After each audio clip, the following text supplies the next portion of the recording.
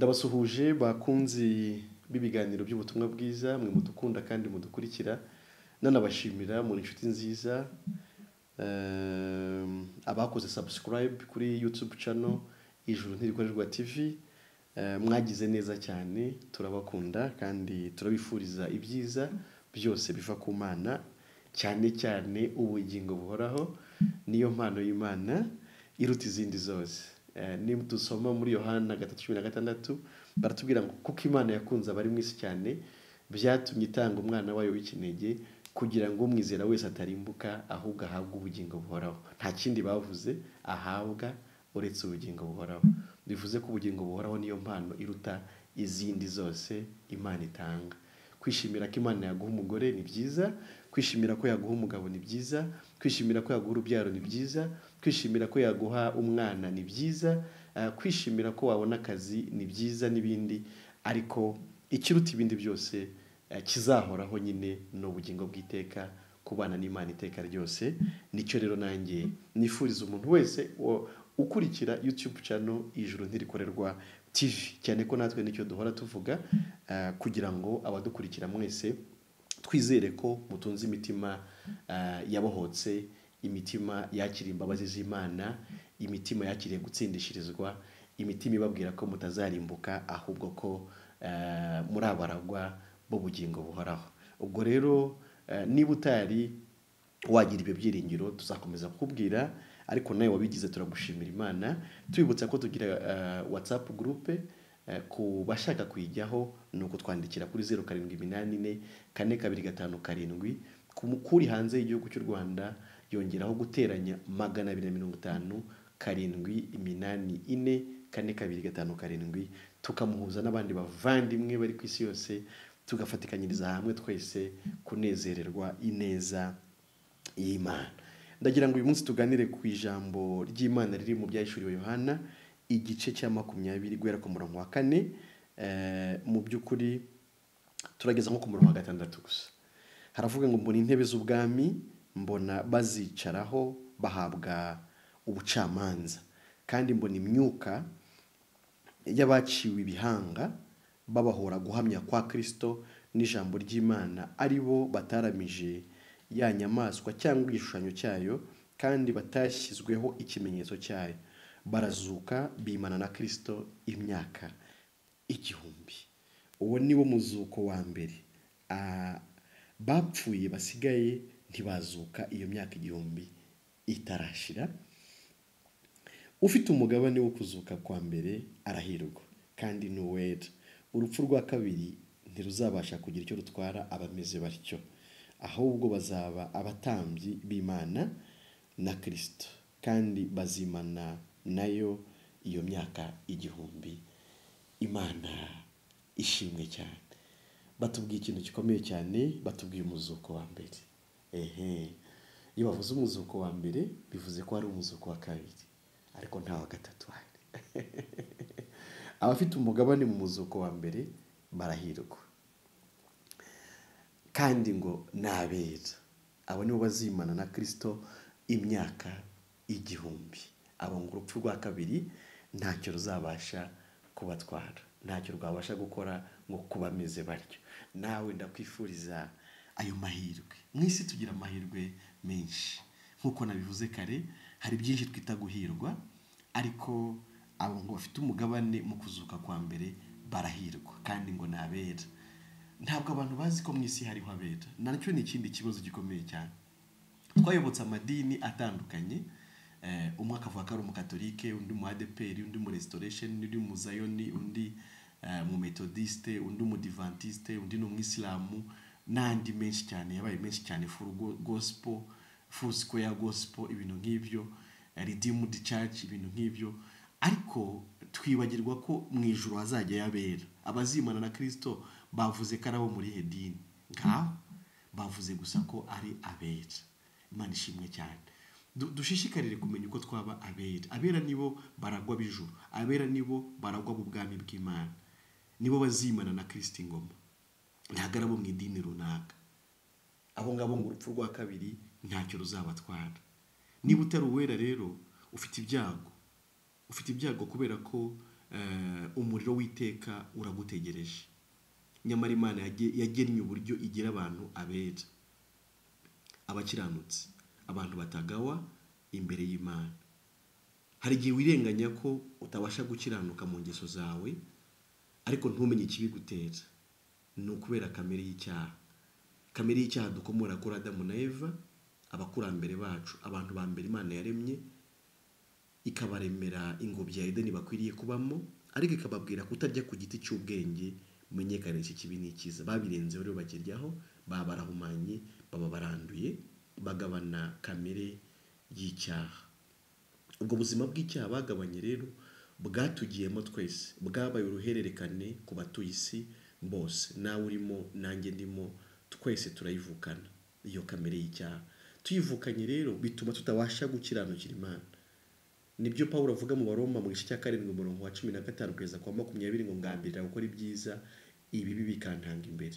Nubwo ushaka gukora ibyiza ariko ntibigukundira, wisanga wakoze ibibi. Uko niko umuntu wese ateye. Ntukirenganye, niko uteye. Ushaka gukiranuka, ushaka kubera mwiza Imana n'abantu, ariko kisanga wakoze ibitari byiza. Si byo se? Siko uteye. Ntabwo ndi kubeshya, kubera ko nawe uri umuhamya wo guhamya ko ari ukomeze. Ariko bakatubwira ko tuzakiranuka kugira ngo tuzajye mu ijuru, nyamara tuzi neza ko muri kamere yacu twagerageje bikanga. N'ubitubwira akaba atabishoboye, iyo nzira irafunze, ntabwo igera mu ijuru. Ahubwo Imana yo yagennye uburyo bwo kutugira abakiranutsi kubw'ubuntu bwayo. Niko ijambo ryayo rivuga mu Baroma mu gice cya 3 umurongo wa 19 na 20. Riravuga ngo tuzi yuko iby'amategeko avuga byose abibwira abatwarwa nayo, ngo kugira ngo akanwa kose kazibwe, ngo kandi abari mu isi bose batsindirwe n'urubanza imbere y'Imana. Kuko imbere yayo ari nta muntu uzatsindishirizwa n'imirimo itegetswe n'amategeko, ahubwo amategeko nayo kumenyekanisha icyaha. Iby'amategeko avuga byose rero abibwira abatwarwa n'amategeko kugira ngo batsindwe, kugira ngo akanwa kabo kazibwe, ngo kandi abari mu isi bose batsindwe n'urubanza imbere y'Imana. Ni icyo amategeko amaze. Nabwo ntabwo abantu babimenye. Amategeko nayo kudutsinda, kubera ko ntabwo washinjwa ibyaha nta mategeko ahari. Niyo mpamvu Imana yatanze amategeko, no kugira ngo abantu barusheho kumenya ko ari abanyabyaha. Mu muhanda tuvuge nk'umuhanda bari gukora, ukiri mushyashya batarashyiramo ibyapa, burya umupolisi aguhagaritse akakubwira ngo warengeje umuvuduko, burya wamutsinda. Urubizi impamvu wamutsinda nuko nta cyapa kikubwira umuvuduko wagombaga kugenderamo. Nta nubwo yakwandikira.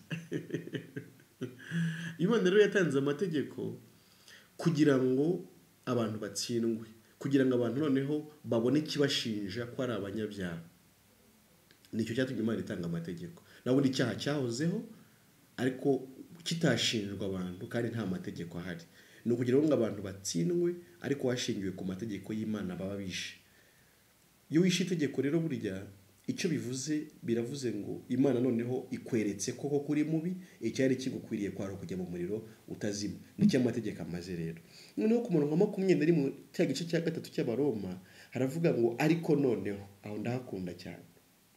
Nubwo amategeko adutsinda twese, ariko noneho hariho gukiranuka kw'Imana kwahishuwe, kudaheshwa n'amategeko. Nubwo amategeko n'ibyahanuwe ari byo biguhamya, ngo niko gukiranuka kw'Imana abizeye bose baheshwa no kwizera Yesu Kristo ari nta tandukaniro. Kuko bose bakoze ibyaha ntibashyikira ubwiza bw'Imana, ahubwo batsindishirizwa n'ubuntu bwayo ibi bahereye ubusa kubwo gucungurwa kubonerwa muri Kristo Yesu.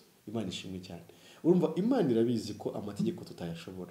Noneho rero iyo yashimye kuduha gukiranuka kwayo, ariko ikuduhera muri Kristo Yesu, ngo ni ugukiranuka kw'Imana abizeye bose baheshwa no kwizera Yesu Kristo ari nta tandukaniro. Biragatsindwa kuvuga ko wizeye Yesu Kristo noneho ukaba utari umukiranutsi. Byaba bitangaje, kuko nta muntu wizera Yesu Kristo utari umukiranutsi. Ntibibaho. Icyo ni ikinyoma. Baratubwiye ngo turaba Kristo, ariko iryo ni ijambo ryorohera abantu bose kurivuga. Ariko mu by'ukuri terme Bibiliya ikoresha igaragaza abanyabyaha, ikagaragaza n'abakiranutsi. Nibyo, hari aho Bibiliya igaragaza mu Antiyokiya aho abantu batangiye kwitirirwa abakristo, ariko kuba uwa Kristo n'ubundi bikaba birekivara cyangwa se bihwanye no kuba umukiranutsi, kubera ko uwa Kristo numeze nk'uko Kristo ameze. Kandi ibyo ntibivuze ko ariko ingeso zawe ziri, kubera ko ingeso zawe ntabwo zabasha kukugira umukiranutsi, ahubwo Kristo nyine uwo niwe waduhesheje kuba abakiranutsi, ariko tubazweho gukiranuka kwiwe.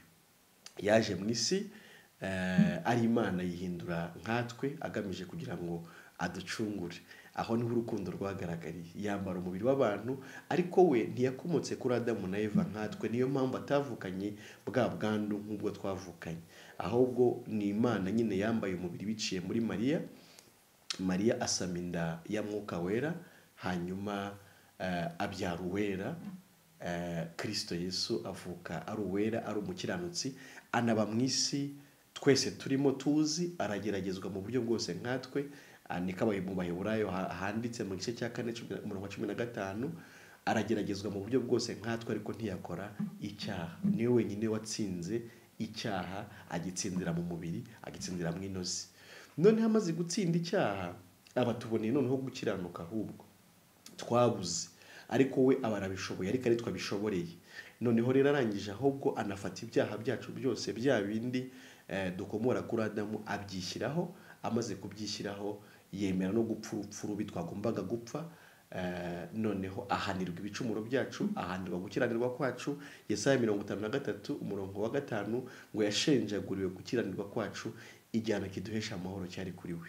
Noneho amaze guhanwa rero, twebwe Imana idekarara ko duhindutse abakiranutsi. Iyo usomye mu Baroma 4:25 haravuga ngo yapfuye azira ibyaha byacu, yatambiwe ibicumuro byacu, ariko azukira kugira ngo dutsindishirizwe cyangwa se tugirwe abakiranutsi. Uko niko tuba abakiranutsi, nuko twizera ko igihe Yesu yari mu isi yakiranutse bigakunda ari twebwe abikorera, ariko noneho akemera no gupfa yishwe urupfu rubi nk'igihano cyacu twebwe abagombaga gupfa turi abanyabyaha.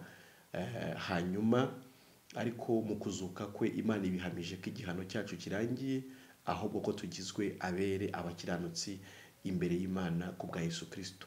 Ibyo ni byo umuntu yizera mu mutima, agatunga umutima utamucira urubanza, kuko urubanza rwacu nyine rwaraciwe, ariko na Yesu yarahanwe, kandi Yesu yarangije igihano kubera ko yarazutse. Ubwo yazutse rero, yazukiye kugira ngo tugirwe abere. Aho mu Baroma 4:25 niko havuga, yapfuye azira ibyaha byacu, azukira kugira ngo dutsindishirizwe. Iyo dusomye mu Bakolosayi 1:21 na 22 haravuga ngo namwe abari baratandukanijwe n'Imana kera, ngo mukaba mwarabanzi bayo mu mitima yanyu no kubw'imirimo mibi, ngo none yiyungishije namwe urupfu rw'umubiri we, kugira ngo abashyire imbere yayo muri abera, muri abaziranenge, mutagawa. Imana ishimwe cyane. Wabyumva ute kubaho uri uwera imbere y'Imana? Wabyumva ute kubaho uri umuziranenge imbere y'Imana? Haleluya. Wabyumva ute kubaho utagawa imbere y'Imana?